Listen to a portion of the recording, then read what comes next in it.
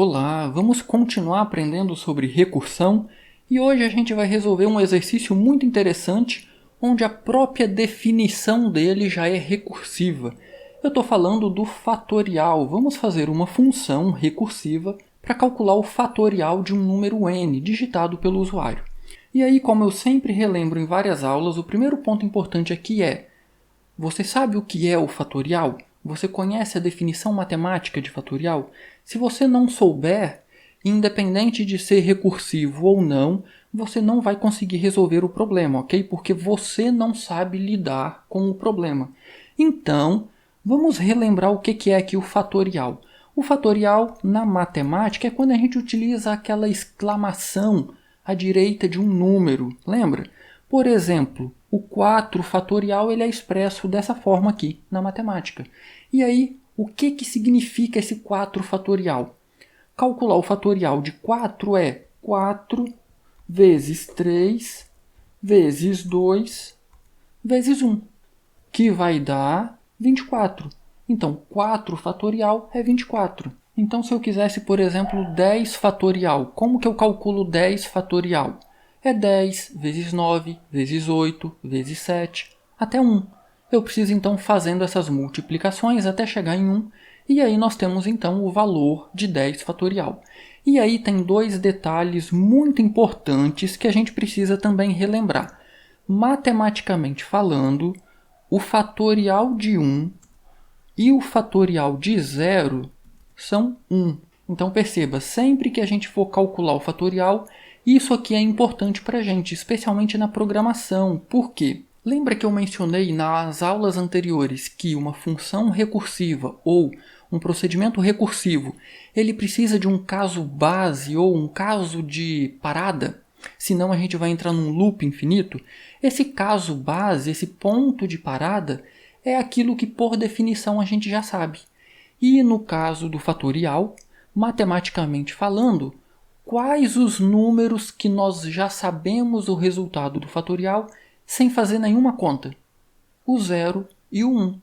Então, se o usuário digitar 0, fatorial de 0, a gente já vai retornar automaticamente 1. Se o usuário digitar 1, ele quer o fatorial de 1, a gente também vai automaticamente retornar o valor de 1. Perceba que aqui, nessa definição matemática, nós temos o nosso caso base, o nosso ponto de parada, que vai interromper, que vai quebrar a nossa repetição. Você já percebeu que uma recursão é um processo de repetição? Eu faço alguma coisa, eu resolvo uma pequena parte do problema e aí eu chamo a função novamente. Então perceba que nós temos aí um loop. E é esse caso base que vai quebrar esse loop. Vamos criar aqui então uma função para calcular o fatorial? Se eu vou calcular o fatorial e eu quero uma função para calcular o fatorial, significa que eu vou retornar esse resultado, certo? Então, o meu retorno é do tipo int, eu vou chamar de fatorial, e aí nós teremos que receber aqui um número, o número n, cujo fatorial o usuário quer calcular, e aqui dentro agora então a gente vai começar a escrever a nossa função recursiva para calcular o fatorial. É sempre interessante a gente começar um processo de recursão pelo caso base, por aquilo que nós já sabemos por alguma definição. Neste caso, o que nós já sabemos por definição? Se n for igual a 0 ou se n for igual a 1, qual que é o resultado que eu preciso retornar para o usuário? Bom, pela definição matemática, nós já sabemos que fatorial de 0 é 1 e fatorial de 1 também é 1. Então, retorne 1. E aí o nosso caso base finaliza aqui. Contudo, pode ser que n não seja nem 0 e nem 1. Então, nós passamos aqui para o nosso else. E aí, muita atenção nessa parte aqui agora. Perceba o seguinte, eu vou colocar um comentário aqui. Imagine que o usuário digitou 5, ele quer saber o fatorial de 5. Como eu mencionei aqui em cima, nós sabemos que o fatorial de 5 é 5 vezes 4 vezes 3 vezes 2 vezes 1, certo?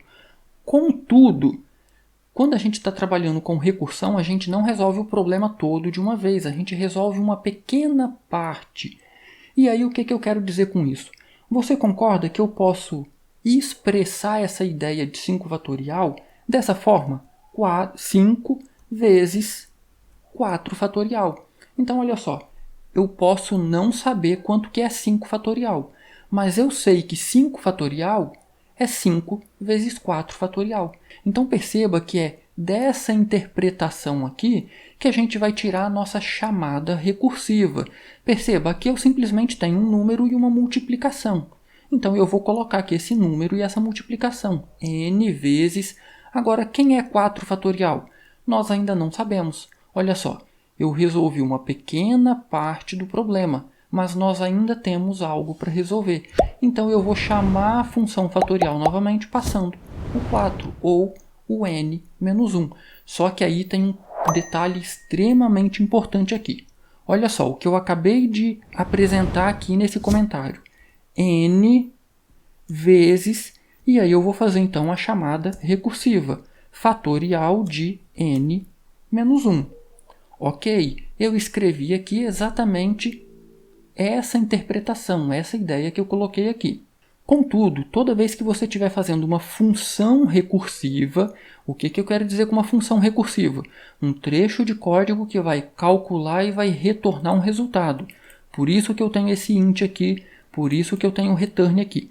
Então, toda vez que você estiver fazendo uma função recursiva que tiver retorno, todos os pontos de saída na sua função precisa ter um retorno.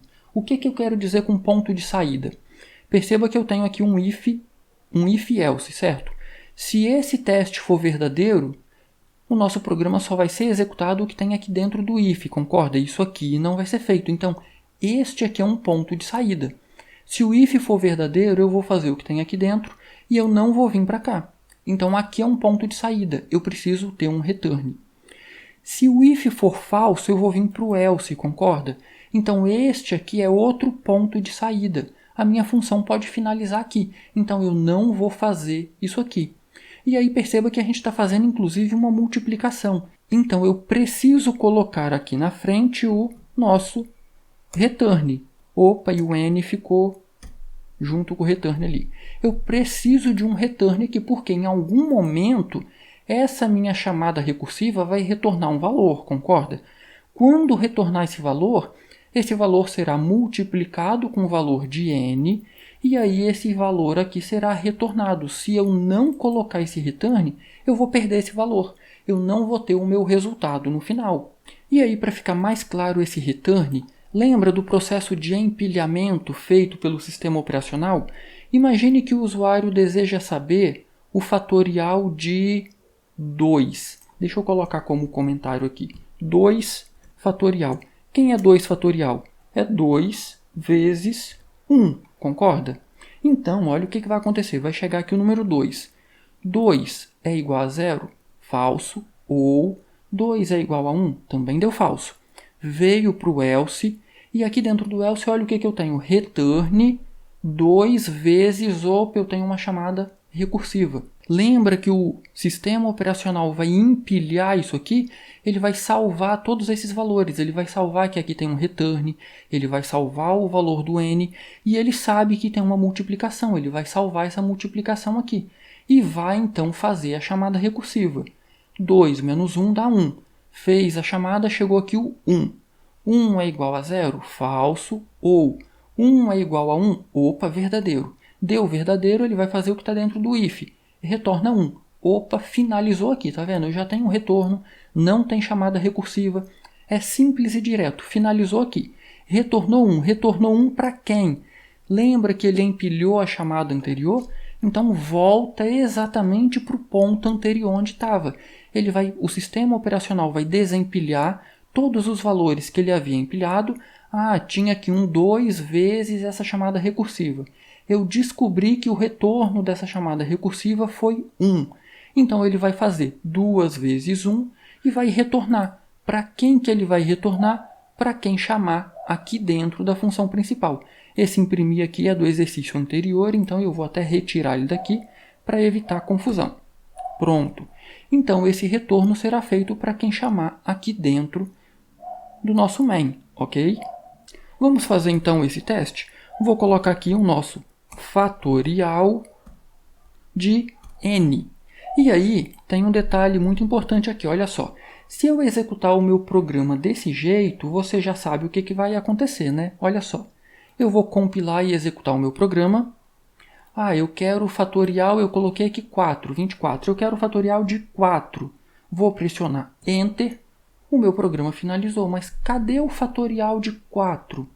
Bom, eu não pedi para imprimir o fatorial de 4, concorda? Olha só, a minha função calcula e retorna. Retornou para quem? Perceba, para ninguém. Ninguém recebeu, eu não imprimi na tela.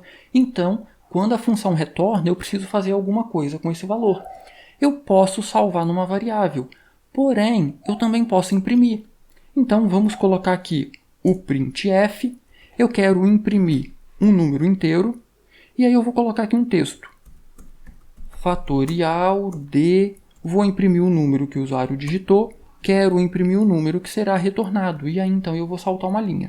Vírgula. O número que o usuário digitou é o n. Então, o valor de n vai ser impresso aqui. E este segundo %d vai ser preenchido, então, com o retorno da nossa função fatorial.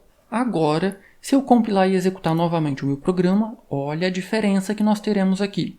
Ele colocou aqui um retângulo vermelho porque eu esqueci de fechar um parênteses. Olha só, esse par de parênteses aqui é da nossa função fatorial, só que o printf também tem o par de parênteses dele.